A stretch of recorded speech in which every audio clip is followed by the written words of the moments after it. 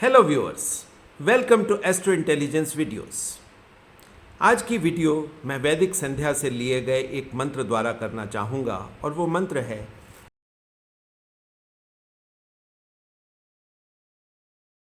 ओम य आत्मदा बलदा यस्य विश्व उपासते प्रशिशम यस्य देवा यस्य छाया अमृतम यस्य मृत्यु कस्मै देवाय हविषापिते। इस मंत्र का शाब्दिक अर्थ है जो परमात्मा आत्मज्ञान का दाता, शारीरिक, आत्मिक और सामाजिक बल का देने वाला है, जिसकी सब विद्वान लोग देवता उपासना करते हैं, जिसकी शासन व्यवस्था शिक्षा को सभी मानते हैं, जिसका आश्रय ही मोक्ष सुखदायक है, जिसका न मानना अर्थात भक्ति न करना ही मृत्यु आदि कष्ट का हेतु है। हम लोग उस सुख स्वरूप एवं प्रजापालक और शुद्ध प्रकाश स्वरूप दिव्य सामर्थ्य युक्त परमात्मा की प्राप्ति के लिए ग्रहण करने योग्य योगाभ्यास व हव्य पदार्थों द्वारा विशेष भक्ति करें। ये शाब्दिक अर्थ आपको गूगल पे भी मिल जाएगा। जो लोग वैदिक शास्त्र पढ़ते हैं, हवन संध्या करते हैं, उनको तो ये अर्थ वैसे ही याद होगा, मगर ये मंत्र मेरे लिए कुछ और मीनिंग देने वाला है। और वो मीनिंग क्या है? वो मीनिंग है कि पहली बार किसी वैदिक मंत्र में मुझे राहु के बारे में जानने को मिला। राहु को हमारे ज्योतिष शास्त्र में, वैसे ऋषियों द्वारा जो शास्त्र जिसकी रचना करी गई थी उसमें तो राहु को काफ़ी अच्छा दर्जा प्राप्त है, मगर जो आजकल ज्योतिष चल रहा है उस ज्योतिष में राहु के बारे में कोई बहुत अच्छा विचार करने योग्य बातें नहीं बोली जाती, नेगेटिव यानी बोला जाता है राहु के बारे में। और मेरे मन में बहुत देर से एक बात चल रही थी कि मैं वैदिक शास्त्रों में कुछ ऐसे मंत्रों की खोज करूं जिसमें राहु के बारे में हमें उल्लेख मिल जाए। उल्लेख का मतलब क्या होगा कि हम ऑथेंटिकेट कर सकें कि ऋषियों का थॉट प्रोसेस ये था। सो ये जो मंत्र है, अब आप देखिए इसमें कहा क्या गया है। इसमें कहा गया है, पहली बार किसी मंत्र में छाया की बात हुई, आत्मा की बात हुई। ओम यह आत्मदा बलदा, यानी जो आत्मा जिसमें बल है, स्ट्रेंथ है, आत्मिक बल है, कमजोर नहीं, डेबिलिटेटेड नहीं, स्ट्रॉन्ग आत्मा। आप समझ सकते हो, एग्जॉल्टेड या टुवर्ड्स एग्जॉल्टेशन, उस आत्मा। ओम यह आत्मदा बलदा यस्य विश्व उपासते, जिसकी पूरा विश्व उपासना करता है। अब ऐसी आत्मा, ये किसी पुरुष के बारे में तो बात नहीं हो रही, क्योंकि पूरा विश्व जिसकी उपासना करे वो तो परमात्मा की ही बात हो सकती है। और परमात्मा में वो जो प्रकाश है, वो जो आत्मिक बल है, वो तो एग्जॉल्टेड ही होगा। ओम यह आत्मदा बलदा यस्य विश्व उपासते प्रशिशम, यानी कि हम प्रशंसा करते। ये यहां तक जो मंत्र की बात हो रही है, आप समझ सकते हो, आत्मा जो उस परमात्मा का अंश है, जो अपने में उस परमात्मा का पूरा तेज, पूरा प्रकाश, पूरा बल लेकर आया हुआ है, जिसकी पूरी दुनिया उपासना करे। क्योंकि जो भी आत्मा, अब आप समझिए कि जो भी आत्मा इस तरह की तेज पूर्ण होगी वो तो परमात्मा तुल्य ही होगी। या हम ये कह सकते हैं कि ये एनलाइटेंड सोल्स की बात हो रही है, या उन ऋषियों की बात हो रही है जो उस अवस्था तक पहुंच गए हैं।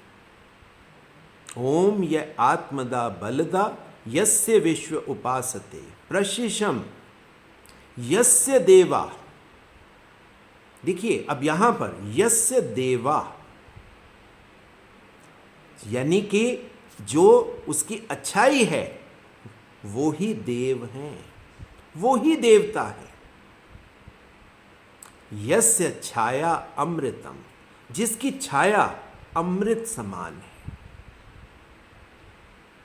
यस्य मृत्यु, जिसकी मृत्यु भी होती है। यानी ये मृतलोक की बात हो रही है, पृथ्वी की बात हो रही है कि पृथ्वी पे जो आत्माएं जो परमात्मा से पूरा तेज लेकर आती हैं, दबी हुई, कुचली हुई ऐसी आत्माएं जिसमें हमें तेज दिखाई नहीं देगा, बीमार, ये उनकी बात नहीं हो रही। अब कुछ दर्शक मेरी इस बात से कह सकते हैं कि सर ये जो बीमार की आप बात कर रहे हो ये तो शरीर की बात है, आत्मा कभी दबी हुई नहीं हो सकती, आत्मा कभी कुचली हुई नहीं हो सकती। मगर हमारे ज्योतिष शास्त्र में ऋषियों ने इसी चीज़ को उन्होंने क्लियर किया है, तभी तो उन्होंने सूर्य को डेबिलिटेटेड किया, हमें समझाया कि आत्मा भी डेबिलिटेट करती है, आत्मा भी डेबिलिटेशन से फिर एक्सॉल्टेशन की तरफ जाती है। अब ये जब किसी आत्मा का तेज कम हो जाएगा, उसका प्रकाश कम हो जाएगा, यहां पर उस आत्मा की बात नहीं हो रही। जिस आत्मा में पूरा तेज है, पूरा प्रकाश है, जो आइदर एक्सॉल्टेड है या टुवर्ड्स एक्सॉल्टेशन है, यानी पॉजिटिव है, आप मेरी बात को समझिए, यानी पॉजिटिव है, उसकी छाया भी अमृत है। अब यहां पर आप ज्योतिष शास्त्र को मिलाइए, तब आपको समझ में आएगा कि राहु के बारे में ऋषियों का थॉट प्रोसेस क्या है। अब छाया क्या होती है? छाया प्रतिबिंब नहीं है। बहुत से दर्शक, क्योंकि मैं क्लासेस में टीच करता हूं, बताता हूं, बहुत से लोगों के मन में ये एक ख्याल रहता है कि शैडो की बात कहीं ना कहीं प्रतिबिंब की बात हो रही है। प्रतिबिंब होता है दर्शकों मिरर इमेज। यहां पर मिरर इमेज की बात नहीं हो रही, यहां पर बात हो रही है छाया की। छाया और प्रतिबिंब में बहुत फर्क है, मगर एक यहां पर खूबसूरत बात होती है। इसी वजह से ऋषियों ने राहु को शनिवत बोला। अब प्रतिबिंब किसका होता है? हम शीशे में अपने आप को देखते हैं, हमारी शक्ल हमें दिखाई देती है, वो हमारा प्रतिबिंब है। और सूर्य का प्रतिबिंब शनि है। सूर्य का प्रतिबिंब शनि ही हो सकता है, क्योंकि शनि में वो सभी गुण हैं, वो सभी कैरेक्टर्स हैं, वो सभी क्वालिटीज़ हैं जो सूर्य में होती हैं, और कुछ हद तक रिफाइंड क्वालिटीज़ हैं। डिसिप्लिन है, पेशेंस है, सस्टेनेंस है, हार्डवर्क है, जस्टिस है, कर्म है, ज्ञान तो होगा ही। और अब छाया क्या है, इस बात को समझ लीजिए। छाया कब बनती है?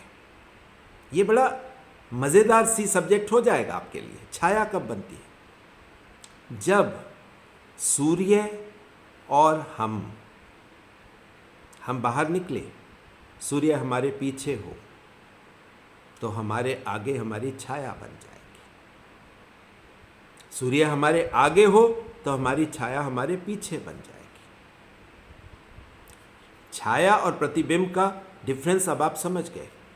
मगर एक बात कंफर्म है, दोनों जगह छाया हो या प्रतिबिंब हो, ये उसी आत्मा के साथ ही संबंधित है जिसको जन्म के बाद एक शरीर मिल गया है, क्योंकि प्रतिबिंब भी शरीर का ही बनेगा,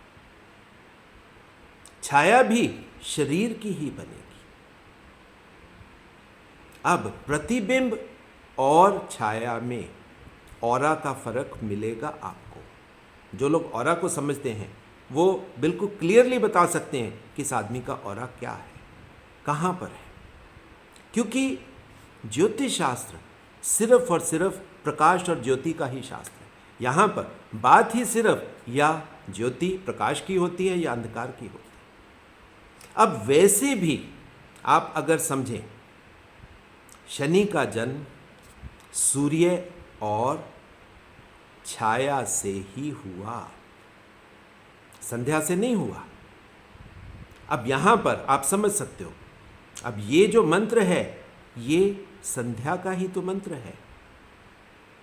जब ये मंत्र संध्या का है तो संध्या के मंत्र में छाया कहां से आई। अब आप उस स्टोरी को भी याद कर लीजिए कि हम क्या करते हैं, साधना जब करने जाते हैं, और संध्या ने भी क्या किया, मन बना लिया कि मुझे साधना करने जाना है, तो उसने अपनी प्रोटोटाइप को खड़ा किया, यानी अपनी छाया को उसने खड़ा किया। और ये पॉसिबल है। आप साधना कर रहे हो, अब आप देखिए, समझ लीजिए आप बात को, आप सुबह के टाइम या शाम के टाइम आप साधना कर रहे हो। साधना करते हुए आपकी छाया आप कहीं तो बनेगी, मगर संध्या तो साधना कर रही है, वो इंसान तो साधना कर रहा है, मगर उसकी जो छाया होगी, जो साधना में, जो संध्या साधना में है, उसकी जो छाया होगी वो अमृत तुल्य होगी। अब यहां पर ऋषियों का आप थॉट प्रोसेस क्लियर देखिए, कितनी क्लैरिटी से उन्होंने बोला कि वो अमृत होगी। और शास्त्रों में ये बिल्कुल क्लैरिटी से बात बोली गई है कि राहु अकेला ऐसी एंटिटी है जिसके पास इतनी कैपेबिलिटी है कि वो आपको अमृत या मोक्ष तक ले जाए, उस डिवाइन नेक्टर तक ले जाए। और डिवाइन नेक्टर कहाँ पर होता है, वो तो कुंभ में पड़ा होता है, एक्वेरियस में पड़ा होता है। अब आप इस रेलेवेंस को समझिए, मगर इसके साथ ही उन्होंने मृत्यु का शब्द भी उसी मंत्र में आया, यस्य मृत्यु। अब जहां पर छाया होगी, जहां पर राहु होगा, वहां उसका ऑपोजिट केतु तो होगा। और केतु क्या है, केतु मृत्यु ही तो है। मगर यहां पर आपकी आने वाली मृत्यु की बात नहीं हो रही, आपकी पीछे की मृत्यु की बात हो रही है, यानी कि आपके पास्ट की बात हो रही है। क्योंकि केतु हमारा पास्ट है, यानी जो जिसकी छाया बनेगी जब वो नहीं होगा या जब उसकी मृत्यु होगी, तब वो बात होगी। और मृत्यु के बाद ही किसी को जन्म मिल सकता है। वो एक अलग बात है कि जन्म के बाद भी मृत्यु है। आपको लगेगा कि मैं मिस्टीरियस बात बोल रहा हूं, मगर सच्चाई है ये। तो यहां पर राहु केतु की एंटिटी को, जिसको हम एनर्जी एक्सिस कहते हैं, जिससे हमारे प्रकाश की गति को समझा जाता है। अब ये जो बात आपको है, जो हम सभी स्टूडेंट्स को पढ़ाते हैं कि राहु केतु एक्सिस आपकी एनर्जी का एक्सिस है। हम ये भी कहते हैं कि आप इस एनर्जी एक्सिस को बहुत ध्यान से देखिए, बहुत अच्छे से समझिए, तभी आपको पता लगेगा कि किसी का राहु नेगेटिव है या पॉजिटिव है। अभी मैंने आपको कहा कि आप साधना करने बैठे हो, संध्या का समय है, आप साधना कर रहे हो, सूर्य आपके आगे है तो आपकी छाया पीछे बनेगी, सूर्य आपके पीछे है तो वो छाया आगे बनेगी। अब यहीं से डायरेक्शन आप समझ सकते हो कि ये जो एनर्जी एक्सिस है ये कैसे काम करेगा। अगर सूर्य आपके आगे है, अब आप समझिए बात को, तो क्या होगा, आपका चेहरा प्रकाशमान हो जाएगा। चेहरे का प्रकाशमान का मतलब क्या है, आपका जो ब्रेन का जो फ्रंटल पोर्शन है इसको मैक्सिमम प्रकाश मिल रहा है। और यहीं पर अगर हम बात करेंगे चक्रों की, तो आज्ञा चक्र यही है। नेचुरल वे से आज्ञा चक्र आपका एक्टिवेट होगा, और जिससे आज्ञा चक्र, अगर हम ब्रेन के अंदर की बात करें, पिनियल ग्लैंड, पिनियल बॉडी, वो गैंग्लियन जहाँ से आपके बॉडी में अच्छे हार्मोन्स बनते हैं जो आपको पॉजिटिविटी देते हैं, आपकी बॉडी में आनंद देते हैं। मैं बात कर रहा हूँ सेरोटोनिन्स की, मेलाटोनिन्स की। ये हार्मोन्स प्लस डीएमटी की, ये हार्मोन्स आपके बॉडी में के अंदर आनंद देने वाले हार्मोन्स हैं।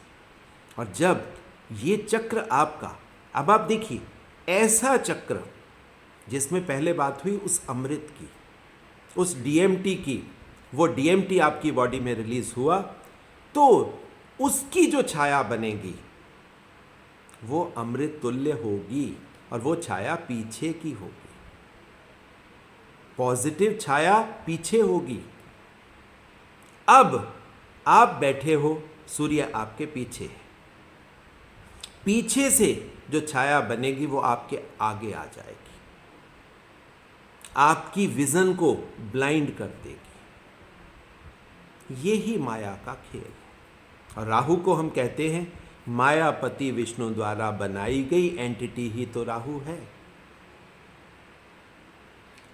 राहु माया देता है।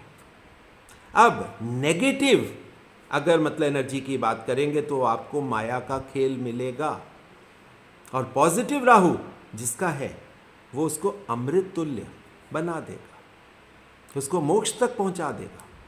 ये सारा खेल उस प्रकाश का और उस छाया का ही है। और इसको समझने के लिए आपको अपने पिछले जीवन की मृत्यु को भी ध्यान में देना होगा। उसके बिना नहीं आप समझ सकते हो, क्योंकि वहीं से आपकी डायरेक्शन तय हो रही है। एनर्जी की डायरेक्शन होती है। एनर्जी कभी ऐसे ही फैल नहीं जानती, वो डायरेक्शन में जाती। और जो डायरेक्शन आपके पिछले जन्मों से बन गई, अब आपकी छाया उसके अकॉर्डिंगली बनेगी। अब आप देखिए, छाया आपकी आंखों के आगे आगे, आपको कुछ सामने से क्लैरिटी से दिखाई नहीं दे रहा। माया का खेल, कंफ्यूजन्स, इल्यूजन्स, फियर साइकोसिस, अजीब अजीब किस्म के डर, शंकाएं, किसी भी चीज़ में एक्चुअल में मन ना लगना, ये नेगेटिविटी का है। और जब वही चीज़ पॉजिटिव होती है, आप देखिए, आप पूरी शिद्दत से काम करते हो। अब यहाँ पर कुछ दर्शकों ने मेरे को कहा कि सर शक्ति योग के बारे में आप दोबारा से समझाइए। जब राहु मून इकट्ठा होगा, ये शक्ति योग है। मैं क्यों बोलता हूँ कि यह शक्ति योग है, उसके पीछे एक लॉजिक है। क्योंकि जो लोग मेडिटेशन करते हैं उनको ही ये बात समझ आ सकती है कि मेडिटेशन में हम क्या करते हैं, अपने मन को पहले शांत करते हैं, फिर मन का बैलेंस आता है, तभी हम मेडिटेशन में जाते हैं। उसमें मन का शांत होना और मन का बैलेंसिंग, ये एक्ट बहुत ज़रूरी है। जब मन बैलेंस हो गया और शांत हो गया तो हम मन के पार चले जाते हैं, ट्रांसेंडेंस, मन को ट्रांसेंड कर जाते हैं। और जब मन को ट्रांसेंड करते हैं तो वहाँ पर प्रकाश किसका मिलेगा, क्योंकि मन के अंदर प्रकाश सिर्फ आत्मा का ही है, पॉजिटिव प्रकाश ही है वो। वहाँ पर नेगेटिव प्रकाश हो ही नहीं सकता, क्योंकि जिसकी आत्मा प्रकाशमान है, पॉजिटिव है, एग्जॉल्टेड या टुवर्ड्स एग्जॉल्टेशन है, वहाँ पर पॉजिटिव प्रकाश है। और जब हमारा मन ट्रांसेंड करके उस मेडिटेटिव अवस्था में पहुंचा, और वहाँ पर जो छाया आपको मिलेगी वो पॉजिटिव छाया होगी, और वहाँ पर कोई माया नहीं है। आपको क्लैरिटी से अपना फ्यूचर दिखाई दे रहा है कि मैं ये करूँगा तो इसका प्रभाव ये होगा। वहाँ पर कोई कन्फ्यूज़न नहीं है, क्योंकि वो अमृत से उपजी हुई दुनिया है। वो माया का खेल तो है, मगर उस माया के पार चले गया। और जब इसका उल्टा होगा तब हम माया में फंस जाएंगे। एक जन्म लगे, 2 जन्म लगे, माया का खेल खेलेंगे, धीरे धीरे धीरे धीरे खेल अपने आप को समझाता है, क्योंकि लाइफ हमारी सबसे बढ़िया टीचर है, क्योंकि फिर लाइफ के एक्सपीरियंसेस से हम सीखते हैं। फिर वहाँ से जो समझ हमें मिलती है वो समझ हमारे लिए आगे का रास्ता प्रशस्त करती है। दोबारा से होना प्रकाशमान ही है, लाइट ही आनी है।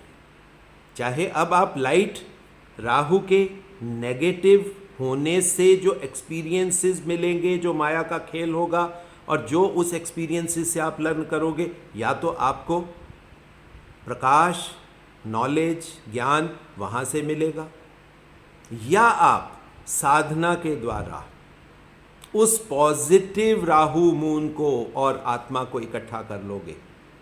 फिर वहाँ पर क्या है? मोक्ष है, वहाँ पर अमृत है। अब आप देखिए, ये इस मंत्र में ऋषियों ने क्लैरिटी से और फुल ऑथेंटिसिटी से बात कर दी कि राहु क्या है और केतु क्या है, और राहु केतु को हम कैसे समझें। क्योंकि ज्योतिष शास्त्र कोई ये अलग से शास्त्र नहीं है। एक्चुअल में ज्योतिष शास्त्र क्या है?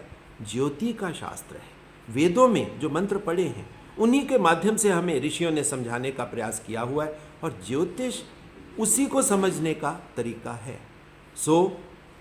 ये था दर्शकों मेरा आकलन, आपको एक अलग तरीके से राहु केतु की इंसेप्शन को समझाना। वैदिक चीज़ें जो हैं, हम वैदिक चीज़ों से दूर जा रहे हैं, हम वेदों को पढ़ना नहीं चाहते। हम ये कहते हैं कि बस वो ही 10 मंत्र 20 मंत्र और उनका जो मीनिंग है वो हमें सर आप समझा दो, हमें ये बता दो कि चार्ट कैसे देखना है, इसका अच्छा बुरा कैसे देखना है, इसके प्रभाव कैसे देखने हैं, इनकी दृष्टियों को कैसे देखना है।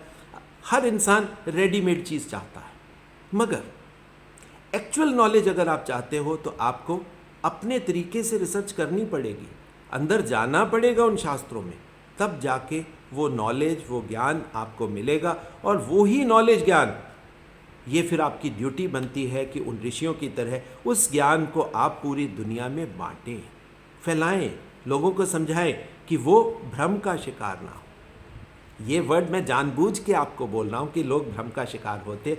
वो राहु का नेगेटिव फील्ड है, माया का फील्ड है, और माया में जो फंस गया वो भ्रमित हो गया। दर्शकों, आपको भ्रमित नहीं होना।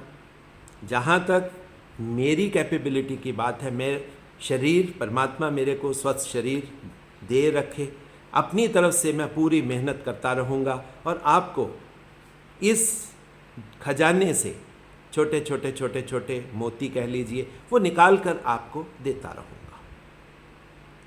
दर्शकों, इस समय जो कोरोना का समय चल रहा है, बहुत ही क्रिटिकल पीरियड है, बहुत ग्रिम सिचुएशन है, रियली सीरियस मैटर है। यहाँ पर मैं आपको कहूँगा कि आप पूरा से पूरा अपना ध्यान रखें, मास्क लगाएं, आइसोलेशन करें, सब वैक्सीन्स अपनी लगवाएं, और जो कोविड प्रोटोकॉल है, यानी हमें उसको सिर्फ पुलिस के चालान से बचने के लिए नहीं, उसे अपने बिहेवियर में, उसे अपने लाइफस्टाइल में लेकर आना चाहिए, और प्लस योग, प्राणायाम, साधना द्वारा अपनी इंटरनल इम्यूनिटी को बढ़ाते रहना है, ताकि हमारा राहु हमें नेगेटिविटी की तरफ नहीं, पॉजिटिविटी की तरफ ले जाकर हमें उस अमृत तक ले जाए, और ताकि हम अपने जीवन को अच्छा करें, साथ में अपने थ्रू, अपने नॉलेज के थ्रू, अपने प्रकाश के थ्रू हम सबकी लाइफ को प्रकाशित करने का प्रयास करें। दर्शकों, बहुत बहुत धन्यवाद। और जो दर्शक मेरे साथ इस यात्रा में चलना चाहते हैं, हमारे इंस्टीट्यूट में नॉलेज लेकर एजुकेशन लेना चाहते हैं, या मेरे से अपनी चार्ट रीडिंग करवाना चाहते हैं, उन सब के लिए मेरा एक ही फ़ोन नंबर है, दैट इज़ 9881 64480। दर्शकों, बहुत बहुत आशीर्वाद और बहुत बहुत प्यार।